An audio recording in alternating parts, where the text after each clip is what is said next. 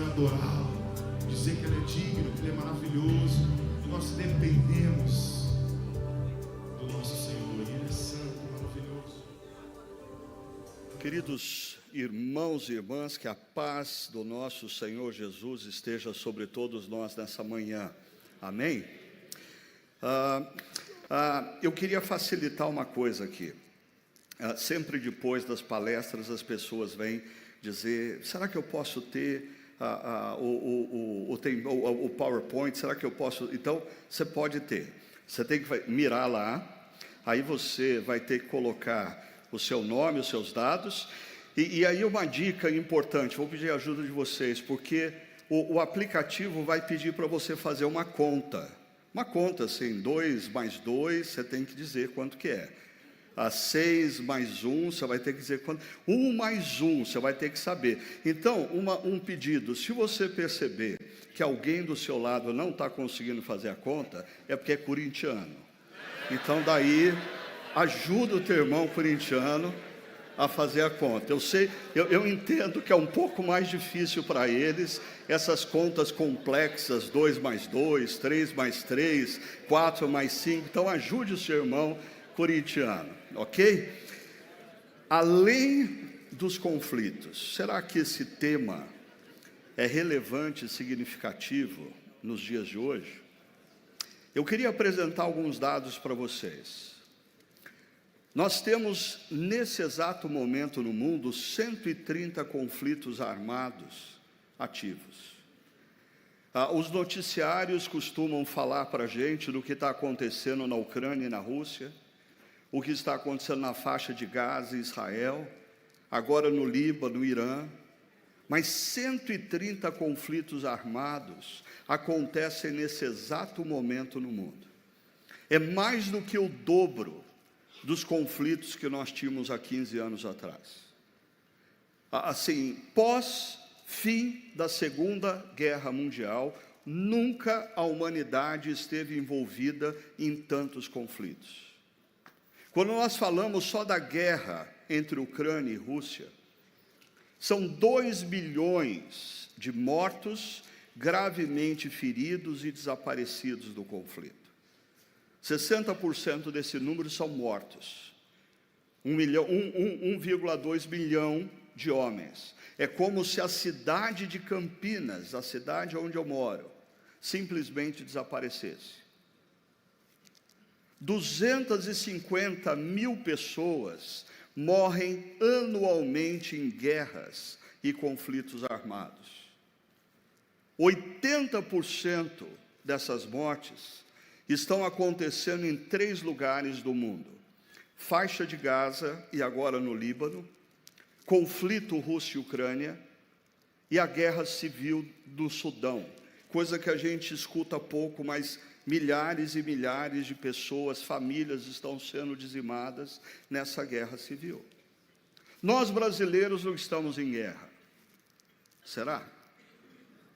74% dos brasileiros, presta atenção nesse número, se autodeclaram, se definem nos extremos ideológicos da política. De cada 4 brasileiros, 3 diz: eu sou de direita, eu sou de esquerda. De cada 4, 3. E nós estamos num ano eleitoral, você já sabe o que isso significa.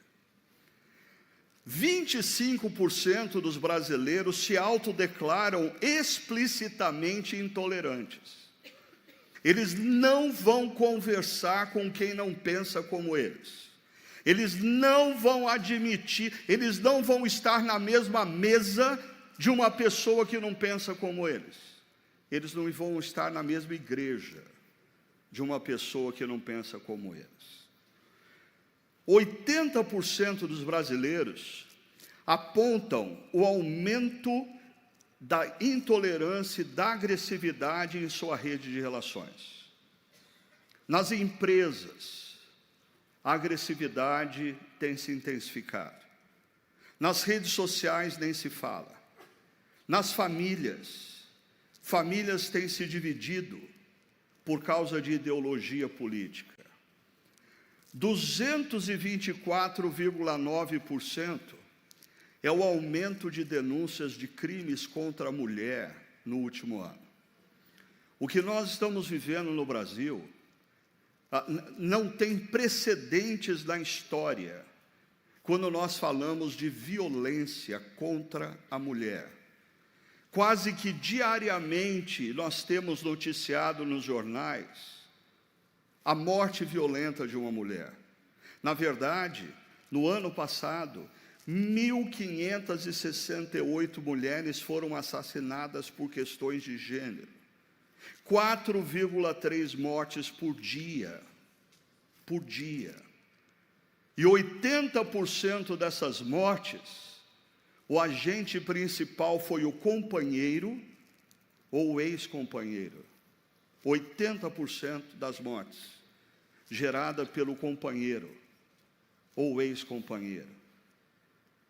80% dos jovens brasileiros entre 13 a 24 anos já se depararam com conteúdos violentos, preconceituosos e de ódio nas redes sociais. A consequência disso é que 31% dos jovens homens no Brasil se identificam com a machosfera e posicionamentos misóginos. De cada 3 adolescentes no Brasil, 1 é misógino. 1 se associa à machosfera. Essa tentativa de se resgatar a masculinidade no que ela tem de pior. Não resgatar a masculinidade que nós vemos em Jesus, mas resgatar uma masculinidade tóxica, uma masculinidade que mata, que se a companheira disser, eu não quero mais ficar com você, mata. 53% das nossas jovens e adolescentes relatam conviver com medo, com assédio e com a violência de gênero. E se nós trouxermos a questão dos conflitos para dentro da família? 45,7% dos casamentos no Brasil terminam em divórcio. Assim, isso para mim é assustador. E como pastor que celebra casamentos, eu estou cansado de achar na minha mesa os votos de casais que eu fiz a celebração e que já se divorciaram muito cedo. Por sinal, 47,8% dos divórcios no Brasil acontecem antes do 10º ano de casamento. Conflitos no mundo, conflitos ideológicos, conflitos que geram violência, conflitos na família. Eu só não tenho aqui os dados dos conflitos nas igrejas. Quantas igrejas no último ano foram divididas por conflito?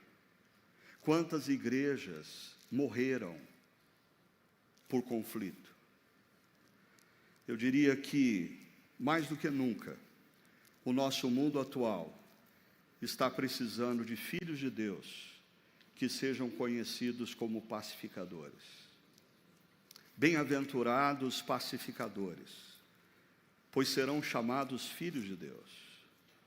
O grande problema é que a nossa cultura, grandemente formatada hoje pela internet e pelas redes sociais, os algoritmos detestam pacificadores.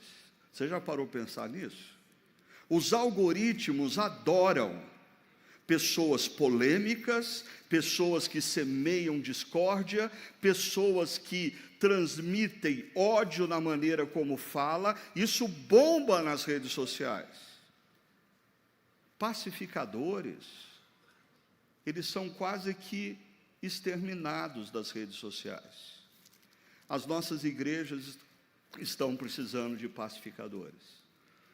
As nossas famílias estão precisando de pacificadores. As nossas empresas estão precisando de pacificadores. nos próximos meses, no Brasil, nós vamos precisar de cristãos pacificadores. O mundo clama por paz. Agora, qual é a principal característica do pacificador? Eu diria que o pacificador não é alguém que não enfrenta conflitos na vida, mas ele aprendeu a fazer exercício do perdão.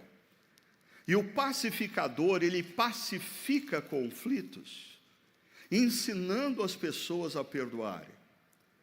Mas o perdão é um conceito muito bonito. E como já dizia C.S. Lewis, todos dizem que o perdão é uma ideia maravilhosa, até terem algo para perdoar. Não é? Todo mundo acha maravilhoso o conceito perdão. Até a hora que você é ferido, até a hora que alguém te decepciona profundamente, até a hora que alguém te prejudica e gera dano na sua vida, na sua família, no seu negócio. O que não é perdão? Talvez um dos últimos textos que o pastor Tim Keller escreveu antes da sua morte, foi um livretinho sobre perdão. Eu achei sugestivo isso. E eu vi uma entrevista que ele fez, ainda lutando contra o câncer, falando desse livro. Parece assim um momento de revisão de vida para ele. E o que ele diz que não é perdão? Veja só. Primeiro, perdão não é desculpar. Desculpa. Desculpa é quando eu marquei para tomar um café com o Ebenezer e não apareci. E aí o Ebenezer fica magoado comigo, mas quando eu ligo para ele e digo, rapaz, a minha esposa Sônia teve um problema na última noite e eu tive que ir com ela para o hospital, ela está na UTI, o Ebenezer, mais do que rapidamente, ele tira a culpa de mim. Ele desculpa. O perdão, ele é o exercício quando não existe desculpa. A pessoa feriu. A pessoa talvez tenha sido intencional, ou não intencional, mas prejudicou, e não existe desculpa. Perdoar não é minimizar ou ignorar o mal sofrido. Não foi nada. Não foi nada. Deixa para lá.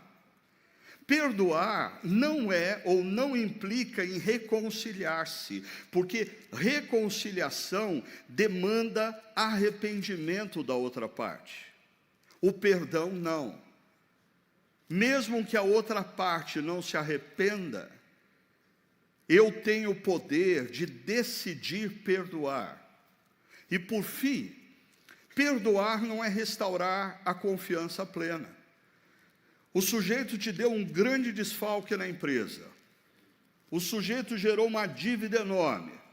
Ele vem e te pede perdão e você o perdoa. O fato de você o perdoar não significa que no mesmo dia você vai dar a diretoria financeira da empresa para ele cuidar. Uma mulher é violentada fisicamente pelo seu esposo. E ele se diz arrependido. E essa mulher decide perdoá-lo. Isso não significa que de maneira instantânea essa mulher vai querer estar debaixo do mesmo teto deste homem até que ele reconquiste a confiança. O perdão não é desculpar, não é minimizar o mal sofrido, não é reconciliação plena, nem muito menos restauração da confiança. Então, o que é perdão? Perdão é uma decisão, não um sentimento. Você nunca vai sentir desejo de perdoar. Você nunca vai acordar uma manhã e falar assim, mas eu estou tão desejoso de perdoar meus ofensores. Não, isso vai na contramão do nosso instinto de autossobrevivência. Alguém nos feriu, logo o perdão, ele é uma decisão, não um sentimento. O perdão implica em você abrir mão da dívida ou da vingança. Mas para isso, alguém tem que pagar a dívida. Perdoar é assumir o dano.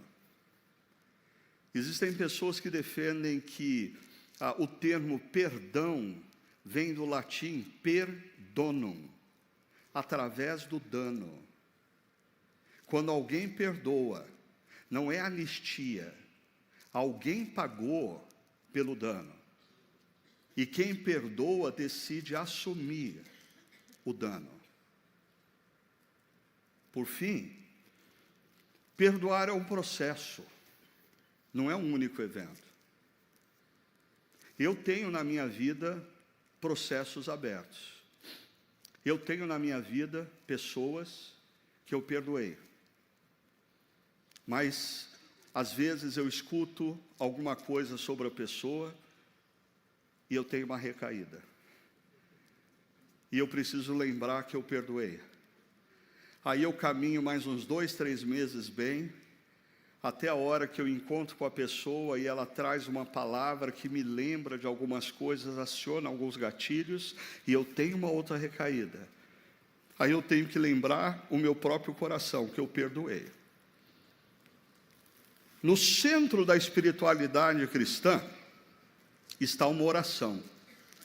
E nessa oração Jesus diz: perdoa as nossas dívidas assim como perdoamos aos nossos devedores. Frase complicada de se entender, né?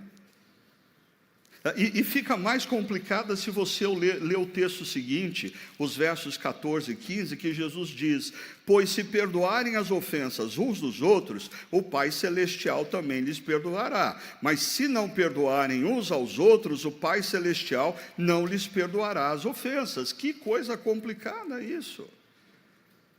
Será que Jesus está dizendo que o perdão de Deus a nós é condicional? Será que Jesus está dizendo que a gente perde a salvação porque a gente não consegue perdoar alguém, aí Deus retira o perdão? Nada disso faz sentido no todo das Escrituras. Mas alguém já disse que a única forma de nós entendermos essa frase na oração que Jesus nos ensinou é entendendo o comentário estendido dessa frase, que é a parábola do credor incompassivo em Mateus 18. Mas eu não sei se essa parábola deveria se chamar parábola do credor incompassivo ou a parábola do perdoado que nunca compreendeu o perdão. Porque essa é a lógica de Jesus na oração que ele ensina e na parábola. Um indivíduo que não compreendeu a plenitude ou a magnitude da graça de Deus para com a sua vida, ele vai ter dificuldade de perdoar. E o problema dele não é que ele não vai receber o perdão de Deus por isso. O problema dele é que ele não conseguiu compreender o perdão de Deus e por isso ele tem dificuldade em perdoar. Deixa eu ir para essa parábola. Diz assim o verso 21. Então Pedro aproximou-se de Jesus e perguntou: Senhor, quantas vezes deverei perdoar o meu irmão quando ele pecar contra mim? Até 7 vezes, Jesus. E Pedro está tentando ganhar uns pontos aqui com Jesus. Porque os rabis do primeiro século, a maioria deles ensinava que uma pessoa deveria perdoar o outro 3 vezes. Na 4ª vez você estava liberado para não perdoar. E o que Pedro está fazendo aqui é dobrando a aposta dos rabis e dando mais um perdão de lambuja. Ou seja, ele está querendo passar como bom. Eu dobro a aposta dos rabis e dou mais um perdão de gorjeta. O problema é que Jesus responde para Pedro: eu lhe digo, não até 7, mas até 70 vezes 7. E essa frasezinha aqui, 70 vezes 7, ela tem uma certa variação em alguns manuscritos. Em alguns manuscritos nós encontramos a frase 77 vezes. O que é interessante, porque isso nos remete a Gênesis capítulo 3, verso 24, quando Lameque diz: se Caim é vingado 7 vezes, Lameque o será 77. O que Lameque está instituindo? O ciclo infindável da amargura e da vingança. Lameque é o pai do ciclo infindável da amargura e da vingança. Por detrás dos conflitos envolvendo Israel e o mundo árabe, existe um ciclo infindável de amargura e vingança.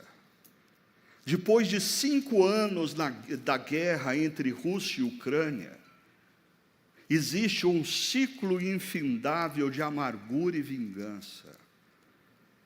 Casais, muitas vezes entram nesse ciclo infindável de amargura e vingança. Igrejas se dividem e morrem, porque alguns dos seus líderes sucumbem à síndrome de Lameque, e eles se tornam tomados por esse ciclo infindável da amargura e da vingança. Mas o que Jesus está dizendo para Pedro é que existe como romper esse ciclo infindável da amargura e da vingança. E a maneira de se romper é o perdão. É o perdão. Por isso, Jesus conta essa parábola. O reino dos céus é como um rei que desejava acertar contas com seus servos. Quando começou o acerto, foi trazido à sua presença um que lhe devia uma enorme quantidade de prata. Cerca de 350 mil quilos de prata. 350 toneladas de prata. Em algumas versões, eles dão o que essa quantidade de prata valia: 10 mil talentos. E aí eu vou convidar vocês para fazer um cálculo. 10 mil talentos. Um talento equivalia a 6 mil denários. Então, um denário era um dia de trabalho de um trabalhador comum. Nós estamos falando, então, numa dívida de 60 milhões de dias de trabalho. Para facilitar, dá mais de 165 anos de trabalho. O que Jesus está querendo mostrar é que esse sujeito que está diante do rei tem uma dívida impagável. Impagável. Mas vamos trazer isso para a realidade brasileira. E fazer o cálculo a partir do salário mínimo. Se a gente dividir 30 dias o salário mínimo, um trabalhador que recebe o salário mínimo ganha R$ 54,04 por dia. Se ele tivesse que trabalhar 60 milhões de dias, isso equivaleria a 3,24 bilhões de reais. É o Daniel Vorcara. Jesus está contando a história do Daniel Vorcara. O pior é que a dívida do Daniel Vorcara é 20 vezes maior que essa. O dano que ele gerou é 20 vezes maior do que essa. Mas 3,2 bilhões de reais já é uma cifra significativa, né? Eu tenho minhas dúvidas, assim, se alguém aqui desse auditório teria condição de pagar essa dívida. Se tem, depois você fala comigo. Jesus continua: como esse homem não tinha condições de pagar, o Senhor ordenou que ele, sua mulher, seus filhos e tudo que ele possuía fossem vendidos para pagar a dívida. Em outras palavras, a família dele se tornaria escrava de alguém. O servo prostrou-se diante dele e lhe implorou: tem paciência comigo e eu te pagarei tudo. O que esse cara pede é extensão de prazo. Além de mal pagador, ele era cara de pau. Se o senhor estender o prazo, eu pago. Não tem como estender o prazo. Essa dívida é impagável. E de repente, o senhor daquele servo teve compaixão dele, cancelou a dívida e o deixou ir. Essas 3 frases são significativas. Teve compaixão, cancelou a dívida e deixou ir. O que pensaram os funcionários desse rei que assistiram essa cena? Eu diria, a graça ofende profundamente o nosso senso de justiça. A graça nos ofende. Não é justo isso. A graça é um grande escândalo para o mundo de Lameque. Como assim? Você vai perdoar essa pessoa? Como assim você vai perdoar o seu cônjuge? Como assim você vai perdoar o seu pastor? Como assim você vai perdoar aquele líder? Como assim você vai perdoar aquela pessoa que gerou tamanho dano na sua vida? Isso é absurdo, sim. A graça é um grande escândalo no mundo de Lameque. A graça ofende profundamente o nosso senso de justiça. Mas nós precisamos lembrar que essa parábola, ela é sobre nós e a nossa relação com Deus. Em Colossenses capítulo 2, verso 13 e 4, nós encontramos: Ele nos perdoou todas as transgressões e cancelou, a mesma palavra de Mateus 18, e cancelou a escrita da dívida. Ele anistiou? Não. Ele a removeu pregando-a na cruz. Ele pagou a dívida. Quando Deus nos perdoa, Ele não nos anistia dos pecados, Ele paga pelos nossos pecados, Ele absorve o dano, pardonam. Mas quando aquele servo saiu, encontrou um de seus conservos que lhe devia 100 denários, agarrou e começou a sufocá-lo, dizendo: pague-me o que me deve. 100 denários, agora vocês estão craques. Se 1 denário vale 1 dia de trabalho, 100 dias de trabalho seria equivalente, no nosso contexto brasileiro, a R$5.400.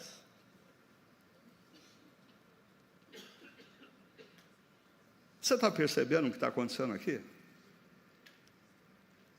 O cara foi perdoado por uma dívida de 3,2 bilhões de reais. E ele está cobrando do seu conservo uma dívida de R$5.400. O que Jesus está querendo mostrar é que isso que acontece quando nós, que fomos perdoados por Deus, não conseguimos perdoar aqueles que nos feriram. Por maior que tenha sido a sua dor, por maior que tenha sido a ofensa, por maior que tenha sido o dano, o perdão que Deus te deu é incomparavelmente maior. E se você não consegue perdoar, é porque você ainda não compreendeu a magnitude da graça de Deus que te alcançou. Então o seu conservo caiu de joelhos e implorou-lhe: tenha paciência comigo e lhe pagarei. As mesmas palavras que ele usa diante do rei, agora o conservo usa diante dele. E qual que é a resposta dele? Mas ele não quis. Antes, saiu e mandou lançá-lo na prisão, até que pagasse cada centavo da dívida de R$5.400.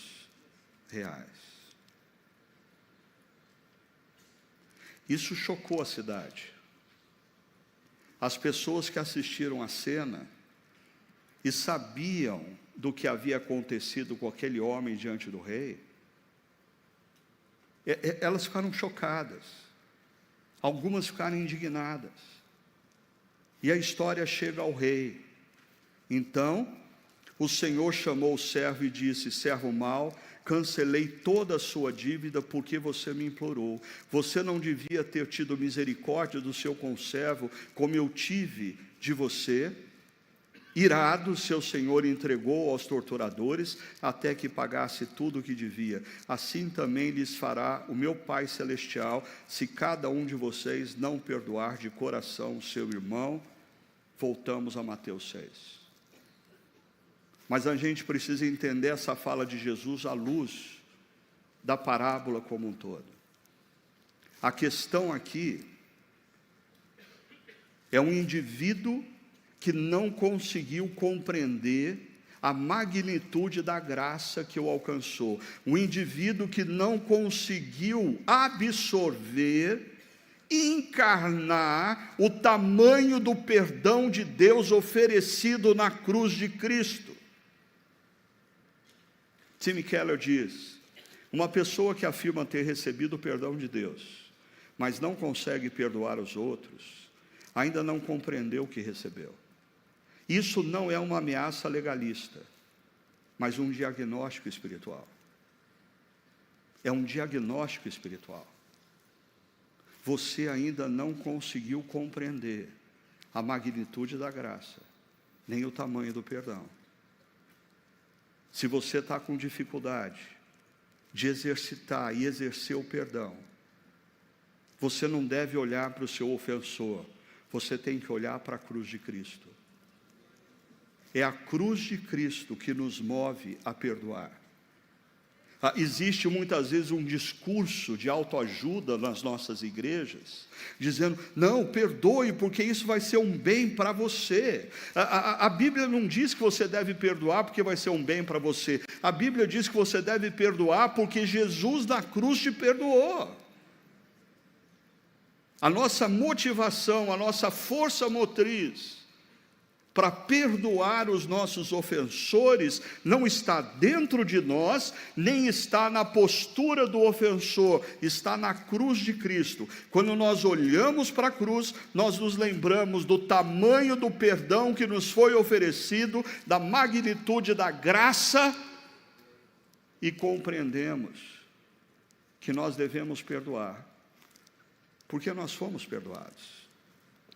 Dallas Willard diz: a maior prova de que compreendemos o Evangelho é a maneira como tratamos aqueles que nos ferem. Ou ainda, John Stott diz: nada revela mais claramente que fomos perdoados do que a nossa disposição em perdoar.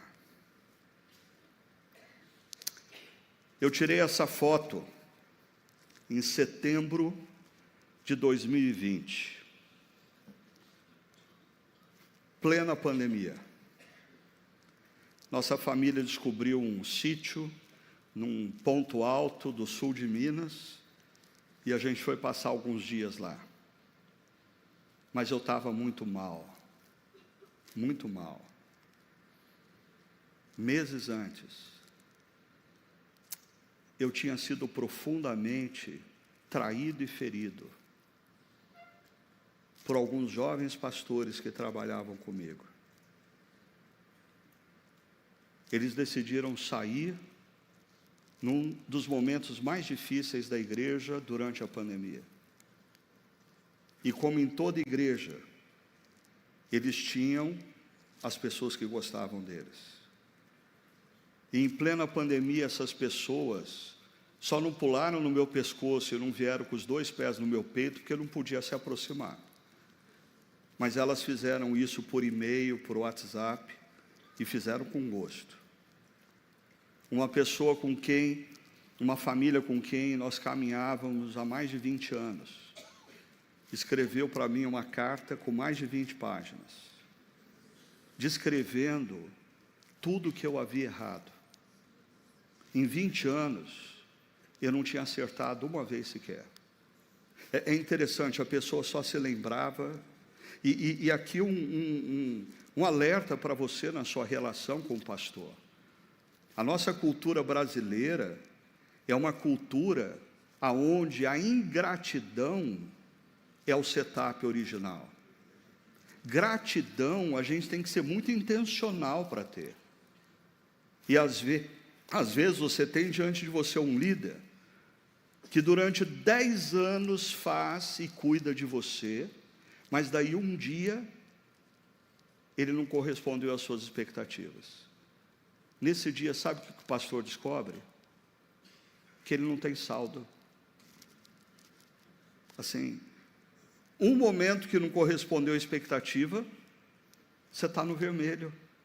E os 10 anos de amor, e os 20 anos de cuidado, e as coisas boas, nós precisamos tomar cuidado, porque eu tenho refletido sobre isso. A nossa cultura brasileira, essa é a lógica dos relacionamentos. Nós avaliamos a pessoa pelo último ato, e nunca pela história de vida dela conosco. E eu estava mal por tudo isso. E eu, assim, estava pensando seriamente em abandonar o ministério.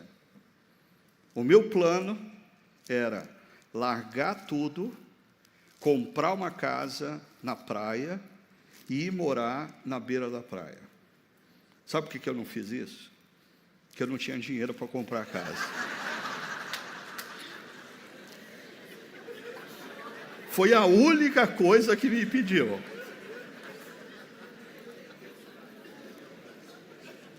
Mas naquele contexto, eu estava lendo um livro do Andy Stanley, Enemies of the Heart. E um dos capítulos ele fala sobre amargura. E ele disse que talvez antes do ato de perdoar, nós precisamos pegar uma folha de papel e escrever a acusação. Toda a peça de acusação. Você vai escrever o que a pessoa fez para você em detalhes, a peça de acusação. E era isso que eu estava fazendo aqui. Eu tinha umas 4, 5 peças de acusação. Mas daí ele diz que, terminada a peça de acusação, você vai dobrar aquele papel, colocar num envelope, selar aquele envelope e escrever do lado de fora: dívida cancelada. Dívida cancelada. Eu nunca mais vou ter o direito de trazer aquele assunto à mesa, porque eu cancelei a dívida. Eu nunca mais. Eu confesso, eu não tinha compaixão de quem me feriu. Mas eu entendi que eu deveria cancelar a dívida. E eu deveria deixar essas pessoas irem.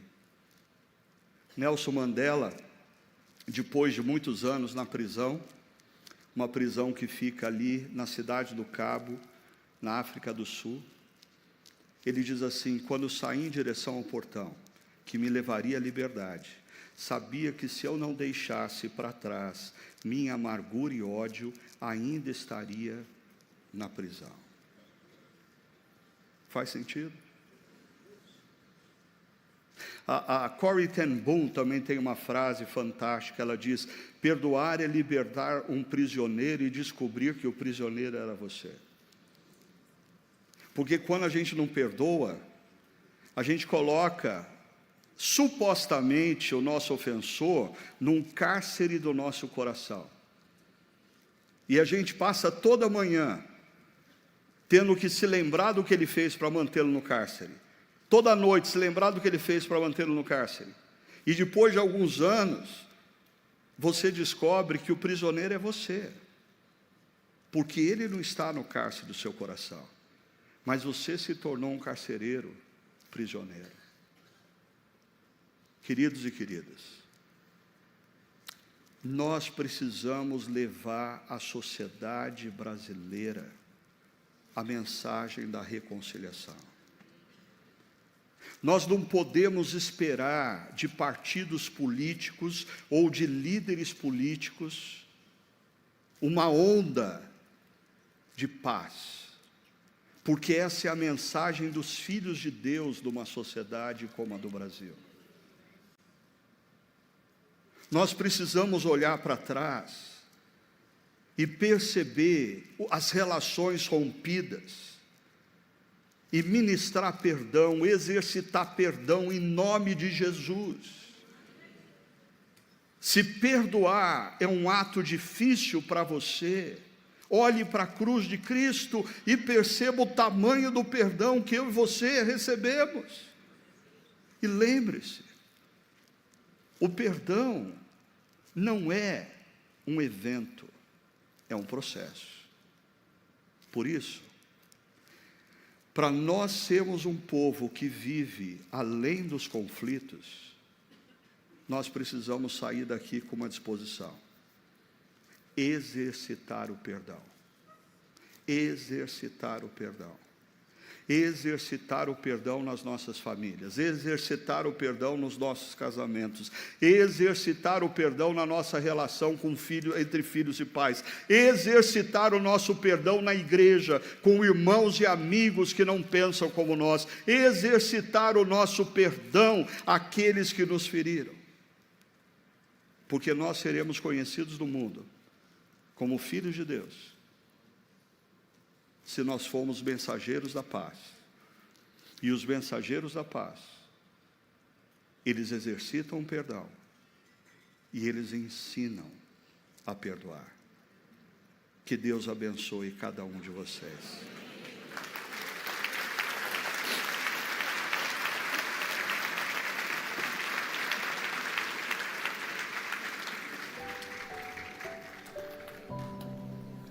Vamos orar, queridos.